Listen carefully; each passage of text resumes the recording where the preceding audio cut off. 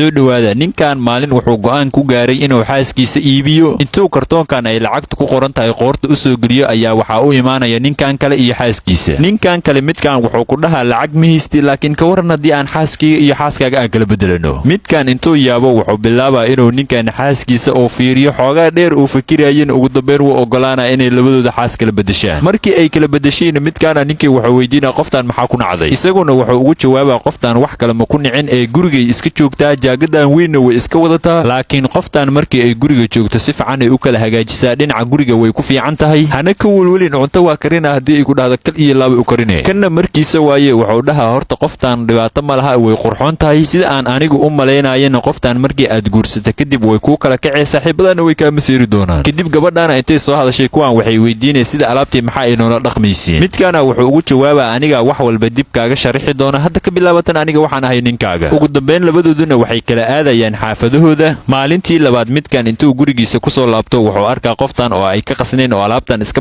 marmarsanayso iyo gurigiioo isku dhex daadsan wuxuu fiirinaa lacag oo meel gashtay wuuna ka weynaa kadib intuu midaan u imaado wuxuu weydiinaa tuug miyaa gurigeena soo galay iyaduna waxay ugu jawaabaysaa maya tuug ma soo gelin maxaa sidaas ugu fikirtay wuxuu u sheegaa in loo maleeyo meeshaan oo dhan inay dabeel ka kacday lacagtiisina ay maqan tahay waxay ku dhaheen marka waxaad u wacdaa qof hagaajiya gurigan lacagtana ma maqna ee aniga qaatay waxaana kusoo gatay dharkan soo aad uma qurxoona kadib midkan intuu qoftan ku xanaaqo wuxuu ku dhahaa adiga lacagta ma iska qaaday maxaa ii weydiisa weysay qoftaanna maba ka qasna midkan waxay ku dhahay haddii aad u baahan tahay xaaskaaga inay qurxaanaato waa inaad maal gashataa haddana dharkan meeshaan yaalla aa soo gatay markasoo aad ma u qurxoona midkan isaga oo madaxa la xanuunayo qoftan waalan uu soo bedeshay ayuu mar kale wuxuu weydiinaa caawa maxaa noo kalisay cuntaa iyadana tartiibkeeda intay ku qosashay waxay ku dhahaysaa haddii aad cunto u baahan tahay waa dalba kartaa haddii kale waxaad samayn kartaa inaad maqaayad aado midkan isagoo xanaaqsan oo go'aan qaadanaa qoftaana wuxuu u sheegaa inay xaaskiisii horeed iyada ka fiicneed waxay ku dhahaysaa marka haddii ay xaaskaagii hore kuu wanaagsanayd maxaad u iibisay oo suuqa u geysay isaguna xasuusow galaa wuxuu soo xasuusanaa markii ay xaaskiisa cunnada u keeni jirtay isaga oo shaqadiisa u socdo isaguna oo ku dhihi jiray meeqa jeera kuu sheega aniga cunno ma u baahni markii aan shaqada u socdo iyo markii uu ku dhihi jiray adiga qof kuu baahan ma laha haddii xataa suuqa lagu geeyo qof frii kugu qaadanaya ma jiro iyaduna maysan iska waalin markii uu hadalkaas ku dhahay kartoonay intay soo qaadatay waxay ku dhahday aan tijaabinno xasuustii intuu ka soo laabto wuxuu ogaanaa inuu wax qaldan sameeyey qoftii la joogtana wuxuu ku dhahaa hadeertaan xaaskiygii waa inaad soo ceshtaa ee waxaad ii sheegtaa meesha uu ninkaaga joogo labadooda oo qolkii ku jira intuu u soo galow ninkan wuxuu ku dhahaa heshiiska waa ka baxay qoftaana xaaskayga waayo waa inay soo celisaa midkaana wuxuu taagan yahay qoftii hadday kugu xumaatay qoftan aniga ii wanaagsan tahay kadib midkan xaaskiisaw la hadlaa wuxuu ku dhahaa iga raalli noqo adiga qaladaan kaa galay adiga waxaad ahayd qof wanaagsan aniga wanaaggaas waa arki waaye waana kuu mahadceli waaye haddana aniga waxaan soo ogaaday inaad adigu tahay xaaska ugu wanaagsan adduunka iyaduna isaga waxay ku dhahaysaa horta ninkan iska baro waxaan nahnay saaxiibo qadiimiya anigana isaga waxaan ugu wacday inaad adiga ogaato qaladkaaga aniga hadda kadib shaqadaydii horaan dib ugu laabanaa si aan u madax bannaanaado isagana ugu dambayn qoftan wuxuu u sheegaa inay wax walba u dhacayaan sidii ay iyadu rabto labadooduna way heshiiyeen muuqaalkuna intaasoo ku ekaaya leeg noo saar